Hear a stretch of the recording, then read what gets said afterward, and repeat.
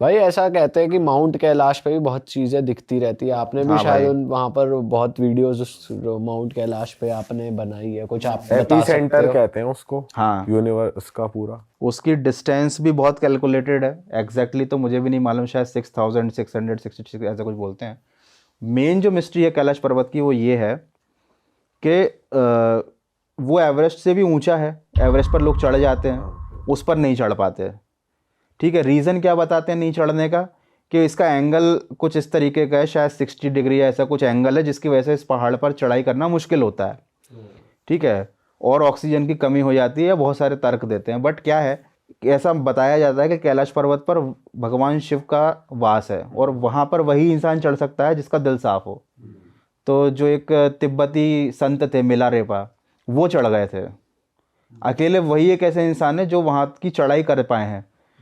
तो अगर 60 डिग्री वाले एंगल का लॉजिक लगाएं या ऑक्सीजन की कमी का लॉजिक लगाएं, जो आजकल के हाइकर्स के पास तो कितने अच्छे अच्छे इक्विपमेंट है, तो वो नहीं चढ़ पाते, लेकिन उस टाइम पे संत चढ़ गए थे। और दूसरी बात ये भी है, देखो, ये पूरा ऊपर तक पहुंच गए थे नहीं जिनका नहीं पूरा आपने ऊपर नाम तक तो लिया? नहीं पहुंचे थे, बट मैक्सिमम जो भी चढ़ाई करी है वो इन्होंने ही करी है। टॉप पर तो अभी तक कोई नहीं पहुंचा है। लेकिन एक चीज़ और भी है सोचने वाली, कि जब कोई कभी चढ़ा ही नहीं है, किसी को मालूम नहीं, लेकिन हमारे वेदों में या फिर जो किस्से कहानियाँ चलते हैं, उसमें कैलाश पर्वत के बारे में सब बताया जाता है कि हाँ भाई यहाँ पर ये है, यहाँ पर एक लोक है, यहाँ पर ऐसा वैसा। तो भाई किसी ने तो कुछ देखा ही होगा ना। एक चीज़ और भी है, जैसा कि बोला जाता है कि वहाँ पर टाइम जो है वो फास्ट चलता है, और ये तो घटना एक्चुअली में हुई थी, है ना। जो चाइना जो था, जिसने अपने कब्जे में ले लिया था जब कैलाश पर्वत को, तो उसने रूस या जर्मन याद नहीं आ रहा, कुछ साइंटिस्ट लोगों को अनुमति दी थी कि आप चढ़ के रिसर्च कर लो। तो जब वो लोग गए थे ना, तो उन्होंने बताया कि भाई यहाँ पर हमारे बाल और नाखून इतनी तेज़ी से बढ़ रहे थे, फिर हमें पता चला कि भाई हमारी एज बहुत जल्दी बढ़ रही है, यहाँ पर टाइम बहुत तेज़ चलता है। एक मिस्ट्री ये भी है, वहाँ पर टाइम टाइम जो नॉर्मल अपने पृथ्वी का टाइम है उससे तेज़ चलता है, एज जल्दी बढ़ती है, वहाँ हर कोई नहीं चढ़ पाता, लोगों को इल्यूजन्स वगैरह होने लगते हैं, है ना। और बाकी जो उसकी पोजीशन है वो इतनी कैलकुलेटेड है, जैसे कि मतलब इंटेंशनली उस चीज़ के बारे में हमारे ग्रंथों में बात की गई, क्योंकि उसको शायद से धरती की धुरी ही बोला जाता है उसको, मतलब सेंटर पॉइंट ही बोला जाता है कैलाश पर्वत को। और केवल इंडिया में नहीं, मतलब ऑल ओवर बहुत सारे जो भी रिलीजन है उनमें कैलाश पर्वत की इम्पोर्टेंस है।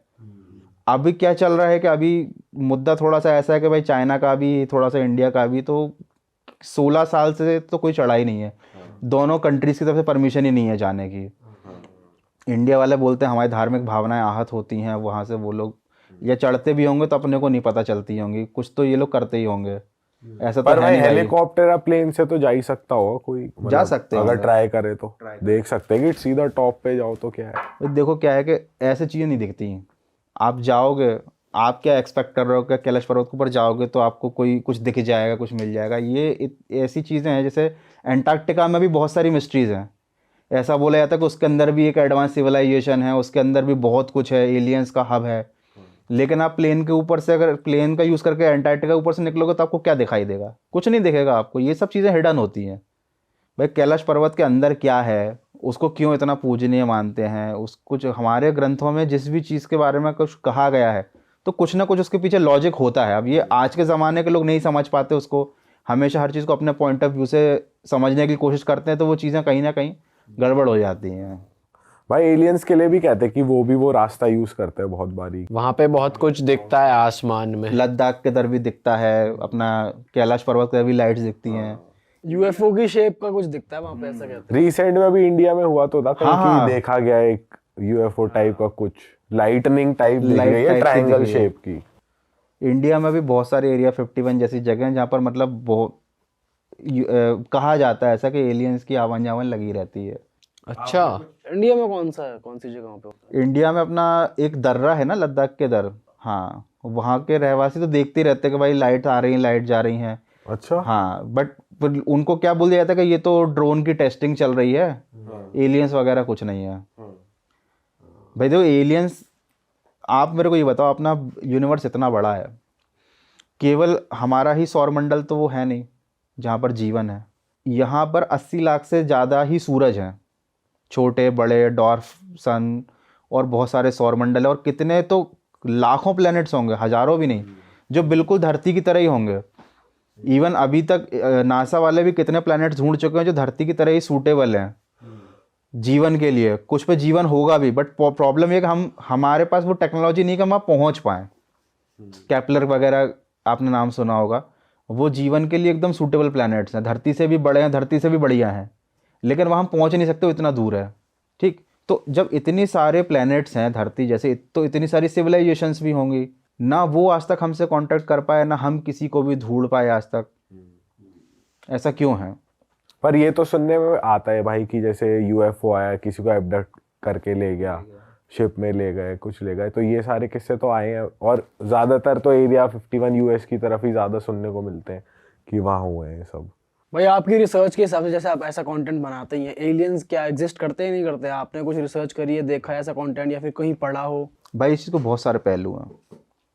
सबसे पहला पॉइंट तो ये कि एलियन तो एग्जिस्ट करते हैं, ठीक, but according to Fermi paradox हम सब इतनी दूर हैं और हमारा ब्रह्मांड भी एक्सपैंड होता जा रहा है, तो ना वो हमको कभी टच कर पाएंगे, ना हम किसी और को टच कर पाएंगे।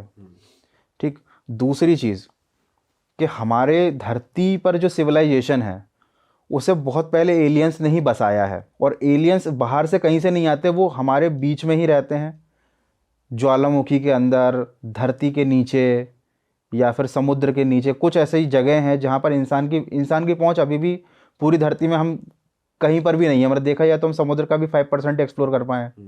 ठीक है, ऐसे दावे किए जाते भाई अंटार्कटिका में भी कुछ ना कुछ एलियंस के सबूत मिले। बहुत सारी जगह ऐसी हैं जहाँ पर एलियंस हो सकते हैं हमारे बीच में ही, वो धरती पर ही रहते हो, हमारे बीच में आते जाते रहते हो, कभी कभी ट्रैक हो जाते हैं। बहरूपिया बन के भी तो घूम सकते हैं। हाँ, रेप्टाइलियन वाली थ्योरी तो आप सुनी ही होगी कि भाई रेप्टाइलियन थ्योरी में ये रहता है भाई कि वो इंसानों जैसे दिखते नहीं हैं अपने मूल रूप में, रहते तो वो सांप जैसे हैं, मतलब चेहरा उनका सांप जैसा रहता है और बॉडी ह्यूमन जैसी रहती है, लेकिन जब उनको धरती पर आना होता है तो वो इंसान जैसा चेहरा बना लेते हैं, लेकिन कभी कभी वो पकड़े भी जाते हैं। ऐसे बहुत सारे फेमस लोग रहे हैं। एक जर्मन रॉक बैंड था, इसका मेन लीड सिंगर था, जब कॉन्सर्ट हो रहा था उस दौरान एकदम से उसकी आंखें सांप जैसी बन गई थी, और ये बहुत सारे लोगों ने अपने मोबाइल उसमें कैप्चर किया था, मतलब फोन में। हाँ, कुछ सेकंड्स के लिए उसकी आंखें एकदम से रेप्टाइलियन टाइप की हो गई थी। ये सर आजकल भी बहुत सारे इंटरनेशनल आर्टिस्टों की होती है, इंटरव्यू के दौरान उनकी आंखों पे फ्लैश मारा जाता है, पतली हो गई, कभी पतली हो गई, कभी पलक झपकने लगी, या कुछ हो गया। हाँ, मैं खुद एक रील देख रहा था, एक मतलब एक कॉन्फ्रेंस टाइप चल रही थी, पॉलिटिकल, पता नहीं यूएस की थी कहाँ की थी, उसमें एक औरत पीछे खड़ी है जो भाषण दे रहा है उसके, और उसकी कैमरे पे उसके दांत चेंज हो रहे हैं, दांतों की शेप थोड़ी शार्पन और हो रहे हैं, उसकी आंखें थोड़ी वैसी हो रही हैं जैसे एक सांप की या रेप्टाइल की होती है। बट इसको ये भी कहा जाता है ना कि यहाँ पे ये लोग एडिटिंग नहीं, मतलब कि जैसे इल्यूमिनाटी को लेकर कहा जाता है कि ये लोग डीमन से डील करते हैं तुम्हारी आत्मा की, तो वो सेटन या डीमन है बेसिकली उनके अंदर, क्योंकि एक बियॉन्से की भी रील वायरल हुई थी जिसके अंदर उसका फेस परफॉर्म करते हुए डीमन जैसा बना था, डीमन जैसा हो गया था। हाँ, तो अब वो रेप्टाइलियन थ्योरी काम कर रही है या ये डीमन वाली थ्योरी काम कर रही है, पता या नहीं फिर चल हम रहा। सभी एलियन, ऐसा भी हो सकता है कि हमने यहाँ आके कब्जा किया हो। भाई देखो, डीमन वाली बात तो बहुत अलग हो जाती है ना।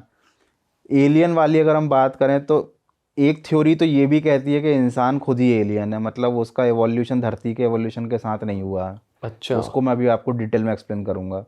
और रेप्टेलियन वाली थ्योरी ये कहती है कि ह्यूमंस और सरपेंट ह्यूमंस दोनों एक टाइम पर साथ में ही धरती पर रहते थे, एक दूसरे की हेल्प करते थे। टाइम के साथ साथ वो लोग विलुप्त होते चले गए, या फिर उन लोगों ने अपना रूप इस तरीके से छुपा लिया कि वो इंसानों के बीच में ही रहते हैं, लेकिन वो बताते नहीं है कि भाई हम जिसको बोलते हैं नागदेव, जिसको बोला जाता था अपने यहाँ, उस टाइप के लोग। अभी भी आप थोड़ा सा स्टडी करोगे तो पता चलेगा कि हमारे यहाँ जितने भी बड़े बड़े जो ग्रंथ लिखे गए हैं या फिर चीज़ें लिखी गई हैं, उनमें इस तरीके के एंटिटीज़ का जिक्र मिलता है जो आधे सांप थे आधे इंसान थे। मंदिरों में ऐसी आपको मूर्तियाँ देखने को मिलेगी, साधु संतों की ऐसी मूर्तियाँ। तो अपर face basically upper body human की रहती है और लोअर बॉडी स्नेक की रहती है। ये उन लोगों की रहती है जो ह्यूमंस के साथ फ्रेंडली रहते हैं। ठीक है, आपने मेसोपोटामिया, मिस्र और इस जगह पर भी आपने देखा होगा, बहुत सी जगहों पर इस टाइप की कार्विंग्स रहती हैं जहाँ पर केवल बॉडी ह्यूमन की है लेकिन फेस स्नेक का है। इस टाइप के जो होते थे वो ह्यूमंस के एनिमी माने जाते हैं। मतलब यहाँ पर भी दो टाइप के होते हैं, जिनका निचला हिस्सा सांप जैसा, ऊपर का इंसान जैसा, वो इंसानों से फ्रेंडली है। अच्छा, दोनों तरीके के हैं। और ये भी बताया जाता है कि धरती में जो पाताल लोग हैं, उसके ऊपर रसातल होता है, 7 तल होते हैं धरती में, तो रसातल में ये लोग अभी भी रहते हैं। अच्छा जी। अरे बाप रे। और ये ऐसे इनकी गायब होने की वजह नहीं कभी बाहर आ पाई कि भाई यही, अगर ये लोग एग्जिस्ट करते हैं कि भाई क्यों, अगर ऐसा है तो क्यों गायब हुए, वैसे ही क्यों नहीं रहते हमारे साथ अगर जैसे पहले रहते थे, अगर ये सच है तो। भाई देखो पहले क्या हुआ था, अलग टाइप की सभ्यता होती थी।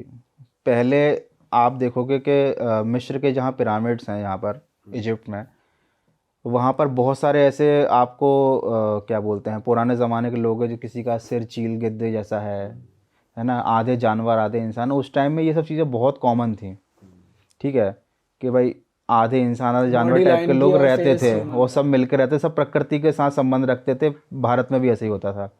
समय के साथ साथ इन सब चीज़ों के लिए लोगों की धारणाएं बदलती चली गई, है ना। लोग इनको अपना दुश्मन मानते चले गए। ह्यूमंस की जो आबादी है वो बढ़ती चली गई और इस टाइप के लोगों का महत्व ख़त्म हुआ, इस टाइप के लोगों की वैल्यू ही नहीं रह गई, है ना। और ये जो लोग हैं ना, इनका मेन पर्पस ये नहीं था कि इन इंसानों के साथ रहना है। इंसान अपना अलग रह रहे थे, ये अपना ज्ञान और वो चीज़ें शेयर करते थे इंसानों के साथ, वो भी उनके साथ जो कि चुने हुए होते थे। ऐसा नहीं कि स्कूल या कॉलेज खोल रखे हैं रेप्टिलियन ह्यूमंस ने या सांपों ने, है ना। वो गुरु होते थे, है ना। जैसे पतंजलि गुरु के बारे में भी बोला जाता है, जिन्होंने योग शास्त्र लिखा था, कि भाई वो आधे इंसान थे आधे नाग थे। अच्छा। हाँ सर ये तो पहली बार सुना है, क्योंकि अभी तक तो यही सुना था वो ऋषि मुनि थे और नॉर्मल इंसान की तरह ही थे। भाई देखो, जिन लोगों को ये चीज़ हजम नहीं होती, कुछ लोगों की धार्मिक भावनाएं आहत हो जाती हैं, तो वो कहते हैं कि नहीं नहीं ऐसा कुछ नहीं था, वो तो ऋषि थे, है ना। जो योग है, योग की सबसे पहली योग जिसने बनाया था वो थे आदिनाथ, भगवान शंकर। लेकिन उन्होंने कोई पुस्तक नहीं लिखी थी। भगवान शंकर का नागों के साथ क्या संबंध है सभी जानते हैं। और पहला ग्रंथ जो योग पे लिखा गया था वो महर्षि पतंजलि ने लिखा था।